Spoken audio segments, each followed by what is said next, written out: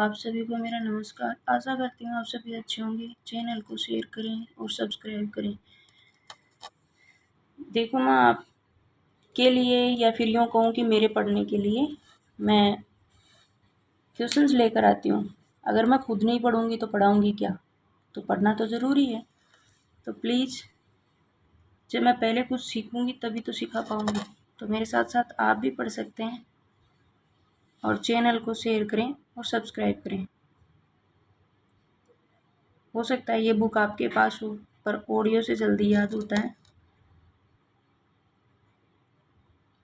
मैंने 6 दिन ऑडियो सुना था ये इसी बुक का, और 6 दिन में मैंने पीएचडी का एंट्रेंस क्लियर किया था।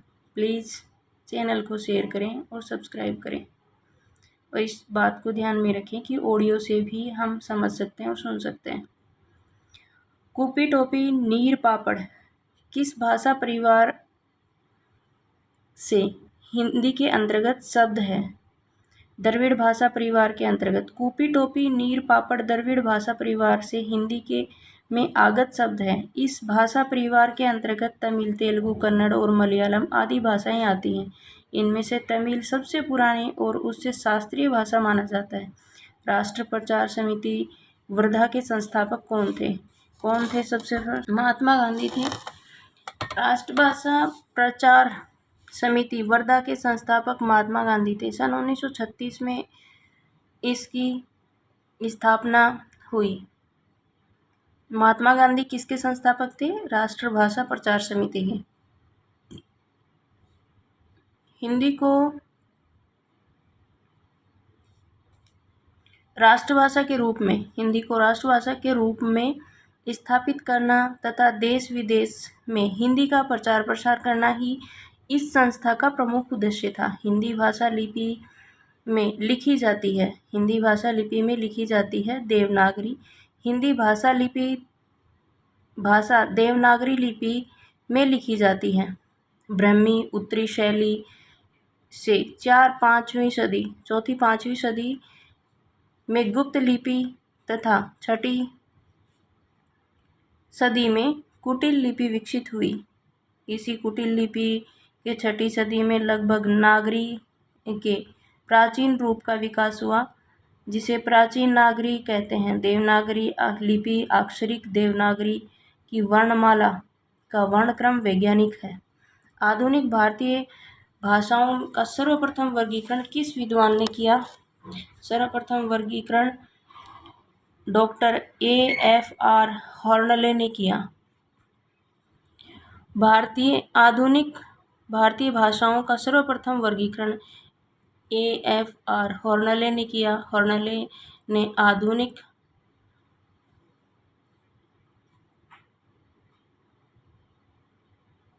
भारतीय आर्य भाषाओं के 4 वर्गों में विभक्त किया, जो निम्नलिखित हैं। पूर्वी गौड़ियन, पूर्वी हिंदी, बंगला, असमी, उड़िया। पूर्वी गौड़ियन, पूर्वी हिंदी, बंगला, असमी और उड़िया। पश्चिमी गौड़ियन, पश्चिमी हिंदी, राजस्थानी, गुजराती, सिंधी और पंजाबी। उत्तरी गौड़ियन, गढ़वाली, नेपाली, पहाड़ी। दक्षिणी गौड़ियन, मराठी। डॉक्टर हॉर्नले के अनुसार जो आर्य मध्य प्रदेश तथा अथवा केंद्र में थे, भीतरी आर्य कहलाए। जो चारों ओर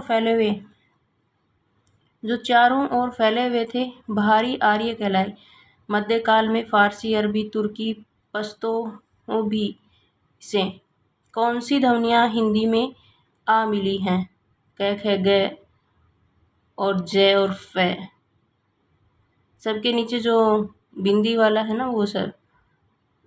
मध्यकाल में फारसी, अरबी, तुर्की, पश्तो भी से क, ख, ग, ज और फ ध्वनियाँ हिंदी में आ मिली हैं। अन्य विकल्प त्रुटिपूर्ण है। नीचे भाषा की 4 विशेषताएं दी गई हैं। इनमें से जो एक गलत विशेषता है उसे चुनिए। भाषा पैतृक संपत्ति होती है। यह विशेषता गलत है। भाषा गाहों एवं विचारों के संप्रेषण का माध्यम होती है। प्रत्येक भाषा में निम्नलिखित विशेषताएं पाई जाती हैं। भाषा एक सामाजिक संपत्ति होती है। भाषा पैतृक संपत्ति नहीं होती है। भाषा परिवर्तनशील होती है, उसका स्वरूप सदैव एक सा नहीं रहता है। भाषा परंपरागत होती है, भाषा का प्रवाह अविच्छिन्न और नैसर्गिक होता है। भाषा प्रथम अनुकरण से सीखी जाती है।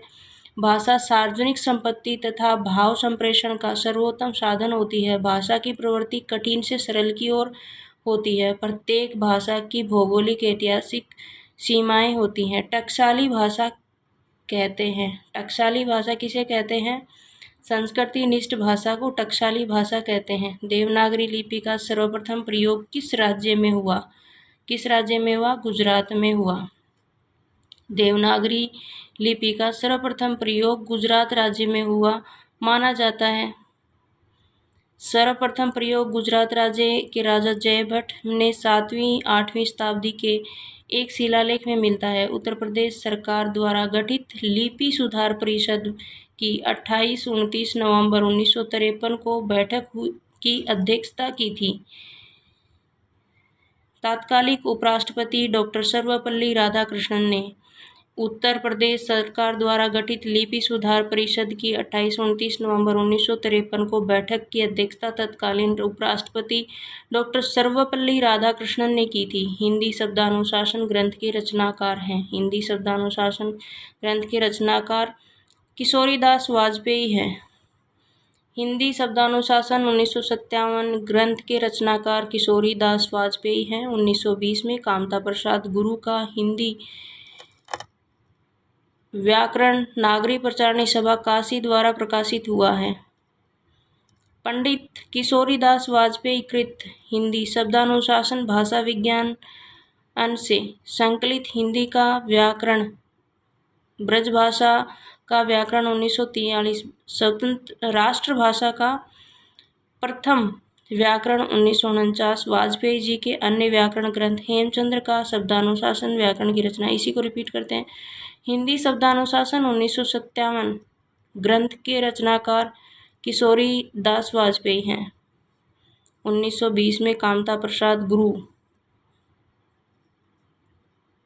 का हिंदी व्याकरण नागरी प्रचारणी सभा काशी द्वारा प्रकाशित हुआ। किशोरीदास वाजपेयी कृत हिंदी शब्दानुशासन भाषा विज्ञान से संकलित हिंदी का व्याकरण है। ब्रजभाषा का व्याकरण 1943 ईस्वी है। राष्ट्रभाषा का प्रथम व्याकरण 1949 वाजपेयी जी के अन्य व्याकरण ग्रंथ हेमचंद्र का शब्दानुशासन व्याकरण रचना पर आधारित है। ग्रिम नियम का संबंध किससे है? स्वनिम विज्ञान से, ध्वनि विज्ञान से। इसके प्रवर्तक जर्मन भाषा के विद्वान याकोब ग्रिम। 1822 में प्रकाश में आया। इस नियम का संबंध भारोपीय परिवार से है जो जर्मन भाषा में प्रवर्तित हो गए थे। ग्रिम नियम बलाघात पर आधारित है। भाषाओं के पारिवारिक वर्गीकरण का आधार इतिहास है। भाषाओं के वर्गीकरण में विषय की भाषाओं को परिवारों में बांटा जाता है जिसकी मुख्य आधार इतिहासवाद होता है।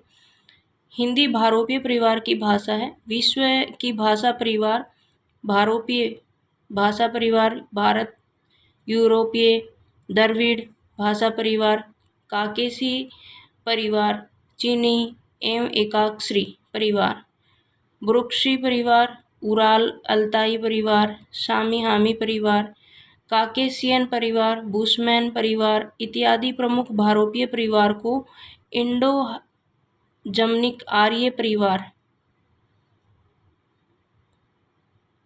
भारत हिती परिवार के नाम से भी जाना जाता है।